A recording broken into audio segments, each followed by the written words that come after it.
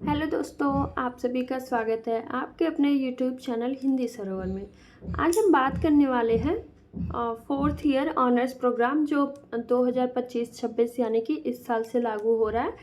तो इस पे हम पूरा जानकारी लेंगे कि किस प्रकार से फोर्थ ईयर में क्या पढ़ाया जाएगा, किस प्रकार का रिसर्च की बात की जा रही है, पीएचडी क्या होगा। इस तमाम जो भी प्रश्न बन रहे हैं इन सबको हम आज विस्तार से जानेंगे। तो आपके जितने भी डाउट्स होंगे वो सारे क्लियर हो जाएंगे आज के इस लेक्चर में। तो आइए पहला देखते हैं कोर डिसिप्लिन और माइनर का कॉन्सेप्ट। मतलब कि जो इसमें हमारा मेजर और माइनर होता है इसमें क्या बताया गया और ये क्या है।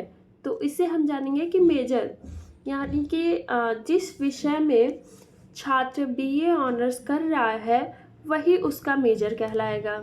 अब माइनर के लिए आपके 7G यानी कि जो हम जी का पेपर पढ़ते हैं उसके जो प्रत्येक 4 क्रेडिट होता है पूरा करके छात्र किसी अन्य विषय में माइनर डिग्री प्राप्त कर सकता है। और इसके लिए कुल आपके क्रेडिट जो है वो टोटल होने चाहिए 28, यानी कि आपके 28 क्रेडिट पूरे होंगे तभी आपको माइनर डिग्री मिलेगा। एग्जाम्पल में हम देखते हैं यहाँ पे कि अगर कोई छात्र हिंदी में बीए ऑनर्स कर रहा है और इतिहास में वो जी पढ़ रहा है, मतलब कि जो आपके जी में है, आप हिस्ट्री पढ़ रहे हो, इंग्लिश पढ़ रहे हो, पॉलिटिकल पढ़ रहे हो, वो आपकी मर्जी है। और आपका जो कोर पेपर यानी कि जो आप ऑनर्स का कर रहे हो हिंदी से कर रहे हो, तो आपका जो जी है इसमें आप हिस्ट्री में माइनर ले सकते हैं और जो मेजर होगा आपका ये होगा हिंदी होगा। तो यही इसमें बताया जा रहा है कि देखिए यहाँ पे आपका माइनर हिस्ट्री हो गया और जो आपका मेजर है वो आपका कोर पेपर यानी कि हिंदी का हो गया। अगर छात्र को किसी अन्य विषय में, जैसे कि जो हमारे डीएससी के कोर्स होते हैं, वह जी के रूप में गिना जाएगा। यानी कि जो हम पढ़ते हैं अभी तक का जो हमारा कोर पेपर होता है वो हमारा होता है डीएससी, ठीक है। जो हमारा एक होता है डीएससी, ये आपके थर्ड ईयर से यानी कि जो ये फर्स्ट ईयर सेकेंड ईयर वाले बच्चे भी देख रहे होंगे तो उनको ये समझ में नहीं आ रहा होगा कि डीएससी क्या है। वो आगे चल के आपका थर्ड ईयर में एक पेपर कम कर दिया जाता है, जो हमारे वैक के पेपर होते हैं वो कम हो जाता है। उसके बाद ये डीएससी का पेपर एक आता है आपको चुनने के लिए कि आप इसमें क्या पढ़ रहे हैं, और ये भी कोर पेपर के जैसे हो जाता है। इसका भी 90 मार्क्स के जो हमारे पेपर आते हैं, फिर 70 के इंटरनल होते हैं, ये सब ऐसे ही कोर पेपर के जैसे सेम होता है। तो ये बोल रहा है कि यदि आप कोर पेपर मतलब डीएससी आप पढ़ते हो तो इसमें भी वह जी का रूप लेगा, यानी कि जी के ही अंतर्गत गिना जाएगा। पर पीजी करने के लिए माइनर विषय में करने में कम से कम जी के 3 कोर्स उस विषय में होने चाहिए। मतलब कि मान लीजिए कि अगर आप हिस्ट्री से जी करना चाहते हैं, मतलब हिस्ट्री आप माइनर डिग्री लेके पीजी आप करना चाहते हैं, तो आपके जो अगर आपने डीएससी भी किया है और जी भी ले लिए तो आपको अपने हिस्ट्री में 3 होने चाहिए। मतलब हिस्ट्री का पेपर आपने अपने जी में 3 बार उसे पढ़ा हो तब जाके आप उससे पीजी कर पाएंगे और आपको उसकी माइनर डिग्री मिल पाएगी। अब हम देखते हैं यहाँ पे कि फोर्थ ईयर यूजी का स्ट्रक्चर क्या है। इसमें आपके 7वां सेमेस्टर और 8वें सेमेस्टर का होगा। इसमें डीएससी का होगा, जो आपका जो विषय जो विशिष्ट पाठ्यक्रम होता है यानी कि जो हमारे कोर पेपर होते हैं ये पढ़ना होगा। फिर यहाँ पे डीएससी होता है जो हम अपना जो विशिष्ट विषय होता है उसके ऐच्छिक लेते हैं, यानी कि उसी के रूपांतर कोई और विषय लेते हैं, जिससे आपको जो 7th सेमेस्टर उसमें 3 डीएससी पढ़ना पड़ेगा। या तो यहाँ पे 2 डीएससी 1 जी पढ़े या 1 डीएससी 2 जी पढ़े। टोटल 12 क्रेडिट के होंगे, वो आपकी मर्जी है कि आप क्या पढ़ना चाहते हैं। और चौथे वर्ष में केवल एक विकल्प चुनना होगा, जिसका मूल्यांकन 7वें और 8वें सेमेस्टर के अंत में निर्धारित परिणामों के आधार पर होगा और वो 6 क्रेडिट का होगा। यानी कि जो टोटल है आपके 7th सेमेस्टर वो भी हो गया 22 क्रेडिट्स के। आगे है 8th सेमेस्टर का, इसमें 1 डीएससी पढ़ना पड़ेगा। और जो हमारा इसमें भी है कि 3 डीएससी रहेंगे, या तो 2 डीएससी पढ़ो 1 जी पढ़ो या 1 डीएससी पढ़ो 2 जी। इसमें भी टोटल 12 क्रेडिट के होंगे। और जो चुने गए विकल्प का निरंतरता और समापन का 6 क्रेडिट होगा, जो टोटल 22 होंगे आपका। अब आगे देखते हैं कि चौथे वर्ष में क्या क्या विकल्प दिए जा रहे हैं हमारे, मतलब कि जो हमारा 4th ईयर है उसके क्या क्या ऑप्शन है। तो इसमें हम देखते हैं कि क्या क्या बताया गया है कि अगर आप लेते हैं तो आपके यहाँ पे छात्र चौथे वर्ष में 3 ट्रैक्स में एक चुन सकता है। प्रत्येक ट्रैक का सेमेस्टर 8 में अलग परिणाम होगा। मतलब कि आप इसे अपने 7th सेमेस्टर में चुन सकते हैं, लेकिन जो 8वां सेमेस्टर होगा आपको उसको फाइनल सबमिट करना पड़ेगा। और वो क्या क्या है, इसमें 3 विकल्प है। पहला है शोध का, ठीक है, दूसरा है एकेडमिक प्रोजेक्ट का, और चौथा है उद्यमिता का, यानी कि जो आपको रिसर्च करना होगा। यहाँ पे रिसर्च में आपको मतलब या तो आप रिसर्च का चुन ले, या तो एकेडमिक प्रोजेक्ट का, या तो आप उद्यमिता का चुन ले। इन तीनों में से कोई आपको एक 7वें सेमेस्टर में चुनना होगा। इसका जो परिणाम है वो आपको 8वें सेमेस्टर तक पूरा कर देना है। इन तीनों में से कोई एक लेना पड़ेगा आपको। आगे हम देखते हैं इसमें क्या क्या है। इसमें है पहला शोध, यानी कि आपको थीसिस लिखना पड़ेगा या लेख लिखना पड़ेगा। यानी कि जो हमारे अभी तक का, जैसे कि जो बच्चे पीएचडी कर रहे थे वो रिसर्च का पेपर जिस टाइप का लिखते हैं वो है। इसमें शोध पत्र, पुस्तक, अध्ययन या पेटेंट अपने देने होंगे। अगला है जो दूसरा एकेडमिक प्रोजेक्ट। इसके अंतर्गत सामाजिक सैद्धांतिक प्रोजेक्ट करने होंगे, ड्राफ्ट, नीति, रिपोर्ट, पुस्तक अनुवाद करने होंगे आपको। अगला है यहाँ पे उद्यमिता। इसमें उद्यमिता आधारित कार्य करने होंगे या बिजनेस मॉडल फाइनल पिच तक आपको सबमिट करने होंगे इसमें भी। आगे हम देख लेते हैं कि जो आउटकम क्या क्या है 7th और 8th सेमेस्टर के। तो इसमें आपको जो समस्या पहचानना होगा, साहित्यिक समीक्षा, शोध डिजाइन। मतलब कि यदि आप कोई भी, आप तीनों में से कोई ट्रैक में से एक लेते हैं तो आपको उसमें समस्याएं किस प्रकार की आ रही हैं आपको वो जानना होगा। साहित्यिक समीक्षा यानी कि यदि आप किसी अन्य पेपर को, मतलब जो हमारे पहले से लिखे हुए पेपर है उस पर शोध हुआ है, आप उसको पढ़ेंगे, उसे जानेंगे कि आखिर ये है क्या इसमें। और अगला है शोध डिजाइन, यानी कि आप उसका डिज़ाइन तैयार करेंगे, मतलब योजनाएं बनाएंगे किस प्रकार के होते हैं। आगे हम देखते हैं इसमें आगे है कि आप इसका डेटा संग्रह, फील्ड वर्क जमा करना और निम्न में से कोई एक करना पड़ेगा। यानी कि आपको डेटा संग्रह तो करना पड़ेगा, फील्ड वर्क करना होगा और जमा करना, और इनमें से एक होगा। यानी कि प्रतिष्ठित जर्नल में प्रकाशन, पुस्तक, अध्याय, प्रोटोटाइप या नमूना, आपको इनमें से एक कुछ करना होगा। जैसे मान लो उदाहरण के लिए आप हिंदी साहित्य में शोध करते हैं और आपका जो टॉपिक है वो है आधुनिक हिंदी कविता में पर्यावरण चेतना। एक उदाहरण के रूप में मैं बता रही हूँ आपको। तो आपको इस पर शोध पत्र लिख के फिर उसे जर्नल में मतलब छपा जाता है। मतलब कि वो आपका छपना चाहिए या मतलब एक नमूना तैयार होना चाहिए आपके पास। 8वें सेमेस्टर में ये करना होगा आपको। आगे देख लेते हैं कि एकेडमिक प्रोजेक्ट में क्या है। इसमें भी वही है कि आपको समस्या पहचान, साहित्यिक समीक्षा, प्रोजेक्ट डिज़ाइन, इसमें भी आपको समस्याएं चुनने होंगे, साहित्यिक समीक्षा करनी होंगी। यानी कि आप जो काम करने वाले हो, यदि इस पर पहले से काम हो चुका है तो आप उसे जानेंगे, समझेंगे, उसके जितने भी आर्टिकल्स होंगे आपको वो सब कुछ पढ़ना होगा, तब आप इस पर आगे काम शुरू करेंगे। और प्रोजेक्ट डिज़ाइन खुद ही बनाना होगा आपको। और इसका 8वें सेमेस्टर, जो 8वां सेमेस्टर होगा उसमें आपको ये रिपोर्ट सबमिट करनी होगी आपको। तो इसमें भी क्या करना है आपको, रिपोर्ट या नीति सुझाव, पुस्तक अनुवाद यानी कि भाषा विभाग में, यानी कि किसी भी आपको लैंग्वेज डिपार्टमेंट में करना होगा। और प्रोटोटाइप और प्रोडक्ट करना होगा इसमें भी। मतलब कि आपको अपना नीति सुझाव भी देना होगा, रिपोर्ट भी सबमिट करनी होगी।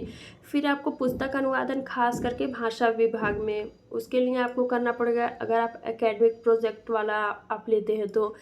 और इसमें प्रोटोटाइप और प्रोडक्ट करना होगा। मतलब कि अगर आप एक प्रोजेक्ट करते हो, मतलब कि उदाहरण के लिए मतलब आप यदि कोई प्रोजेक्ट करते हो और जिसमें गांव की शिक्षा व्यवस्था पर एक नीति सुझाव देते हैं, या किसी अंग्रेजी किताब का हिंदी में अनुवाद करते हैं, या हिंदी का मतलब उनको कोई और रूप से उनको तैयार करके उनको समझाते हैं, तो ये आपका होगा इसमें जो फाइनल सबमिशन काम जो होगा आपका।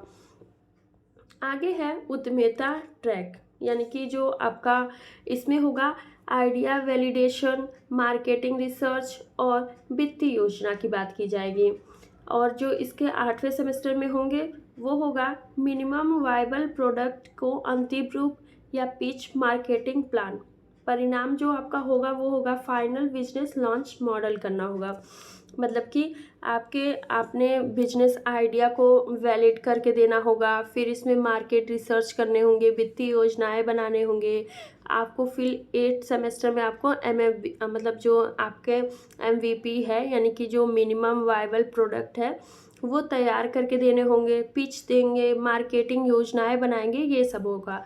और इसका जो परिणाम होगा कि आप एक बिजनेस लॉन्च मॉडल करेंगे। मतलब कि उदाहरण के लिए आपको बताऊं कि मान लो आप एक ऑनलाइन हिंदी कविता पढ़ाने की वेबसाइट शुरू करते हैं, ठीक है। तो सेमेस्टर 8 में आपको MVP बनाते हैं और जो निवेशकों के सामने पिच तैयार करके आपको देना पड़ेगा उसका। आगे देखते हैं इसमें क्या बताया गया है। अब देखेंगे कि जो आपका इतना सारा तो हो गया कि आप अपने DSC और जी का भी पेपर पढ़ेंगे। फिर उसके बाद होता है कि आपके सामने 3 ऑप्शन रखे जाते हैं कि आप किस प्रकार का लेते हैं, शोध का लेते हैं या एकेडमिक प्रोजेक्ट का लेते हैं या उद्यमिता के लेते हैं। इन तीनों में से कोई आपको एक चुनना होगा। 7 सेमेस्टर में आप उस पर खूब रिसर्च करेंगे 7th में, और 8 में उसके कुछ नियम है, कानून है कि आप उस हिसाब से उसे लॉन्च करेंगे या मतलब सबमिट करेंगे अपने जो भी टीचर्स होंगे उनके सामने। अब आगे देखते हैं कि इसमें जो आपका डिग्री होगा यानी कि जो 4था वर्ष के बाद की जो आपकी डिग्री होगी वो उसको क्या नाम दिया जाएगा। तो यहाँ पे देखिए डिग्री टाइटल यानी कि डिग्री का जो नाम है। यदि आपने BA डिसिप्लिन मतलब कि जो आपका कोर पेपर होगा, मान लीजिए कि आप हिंदी से कर रहे हैं, ठीक है, तो आपका जो पेपर का नाम होगा डिग्री का होगा वो आपने शोध चुना BA वाले।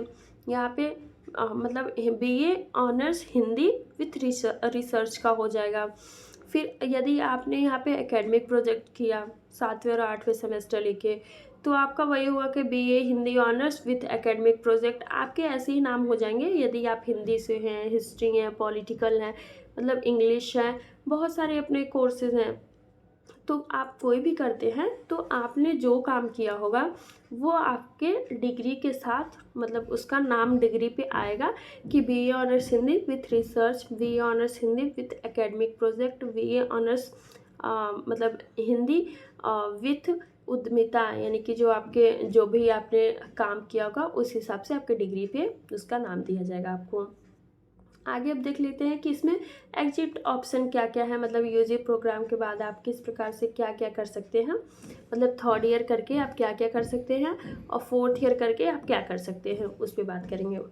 तो इसके बाद आप PG करें 2 साल का जो नॉर्मल होता है हमारा, मेजर और माइनर किसी में से एक में से, जिसके लिए आप एलिजिबल होंगे कि मान लीजिए अगर आपने BA करके अभी छोड़ दिया UG करके, मतलब 3 साल वाला।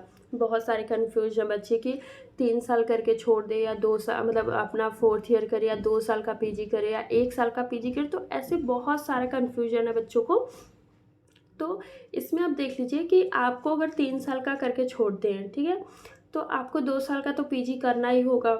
और इसमें भी अगर आप 3 साल के करके छोड़ देते हैं तो या तो आप PG अपने माइनर में करेंगे या मेजर में, यानी कि या तो आप हिंदी आपका मेजर है, माइनर यदि आपका हिस्ट्री है तो आप हिस्ट्री में करेंगे। तो दोनों में से ये तो करना ही पड़ेगा आपको। फिर आप किस लिए एलिजिबल हो जाएंगे, मान लीजिए कि किसी बच्चे को UPSC देना है या SSC देना है या बैंकिंग एग्ज़ाम, यानी कोई भी मतलब आपके जो मतलब ग्रेजुएशन लेवल पे कोई भी फॉर्म आता है तो आप सबके लिए एलिजिबल हो जाएंगे। अब इसी में देखते हैं कि जो 4th ईयर है इसमें क्या क्या होगा। इसमें होगा कि मेजर या माइनर विषय में 1 वर्षीय PG करना होगा, यानी कि आप या मेजर में करिए या मतलब माइनर में, यानी कि हिंदी में आप कर लो या तो हिस्ट्री में 1 साल का ही आपको PG देना होगा। और 75% से अधिक अंक आने पर डायरेक्ट PhD में, यानी कि आपके अगर 75% आते हैं यानी कि 4th ईयर तक का मिला के, तो आप PhD में एडमिशन यानी कि इनरोल हो सकते हो। फिर अगला है UGC के अनुमोदन के अनुसार, यानी कि जो UGC का न्यू गाइडलाइन आया था उसमें 4th वर्षीय यूजी को नेट प्लस पीएचडी के लिए पात्र माना गया है। मतलब कि जो यूजीसी का न्यू गाइडलाइन आया था, इसके मतलब अनुसार ये है कि आप 4 वर्ष ही कर रहे हैं, यानी कि 4th ईयर कर रहे हैं, जिनको भी मतलब टीचिंग लाइन में जाना है या प्रोफेसर जो भी आपको करना होगा, तो उनके लिए ये है कि बच्चा अगर 4th ईयर कर रहा है तो वो डायरेक्ट नेट देगा। 4th ईयर करने के बाद एमए अभी उसके लिए ज़रूरत नहीं है, नेट दे के वो पीएचडी कर सकता है डायरेक्ट। तो यही सब इसमें 4th ईयर का है। आशा करती हूँ आप सभी के जो भी डाउट्स हैं वो क्लियर हो गया होगा। यदि आपको कोई भी डाउट रह जा रहा है या कुछ और पूछना है, किसी और पे वीडियो चाहिए, तो आप कमेंट बॉक्स में कमेंट कर दें। मैं ज़रूर उस पर वीडियो बना के आपके डाउट्स और क्लियर करने की कोशिश करूँगी। और अभी तक का जो भी है, अभी जितने भी न्यू गाइडलाइंस आए थे यही है, उसके अंतर्गत मैंने आपको बहुत ही आसान भाषा में समझाने की कोशिश की कि आपको समझ में आ जाए कि आपको जो फर्स्ट ईयर सेकेंड ईयर वाले बच्चे हैं वो 3rd ईयर तक ही रह जाएं या 4th ईयर उनके लिए करना ठीक है। तो इस हिसाब से आप अपना तैयार कर लें, पहले से प्लान रेडी रखें कि आपको 3rd ईयर ही करना है या 4th ईयर तक करना है। ये ना कि आप 3rd ईयर में जाओ फिर आप कंफ्यूज हो जाओ, मैं पीजी के लिए अप्लाई करूँ या ना करूँ। तो ऐसे मतलब जो भी आपके सामने मतलब आप कंफ्यूज हो जा रहे हैं, तो इन सबको मतलब इस हिसाब से आप समझिए कि आपको मतलब आने वाले समय में आपको किस तरह से अपनी तैयारी रखना है। और आशा करती हूँ आप सभी को समझ में आया होगा। आप सभी को बहुत बहुत धन्यवाद मेरे चैनल से जुड़े रहने के लिए। और आप प्लीज़ मेरे चैनल को लाइक सब्सक्राइब शेयर करना ना भूलें, और सब्सक्राइब तो करके ही रखिए। आगे से जो भी आपके अपडेट्स आते हैं, कोई भी बदलाव आता है, मैं आप सभी को मतलब बताने के लिए तैयार बैठी हूँ। तो आप प्लीज़ मेरे चैनल को लाइक सब्सक्राइब शेयर करना ना भूलें। और कोई भी आपको डाउट्स हो जा रहा है, आप प्लीज़ कमेंट बॉक्स में मैसेज करें, कमेंट करें, मैं उसका ज़रूर रिप्लाई करूँगी। Thank you.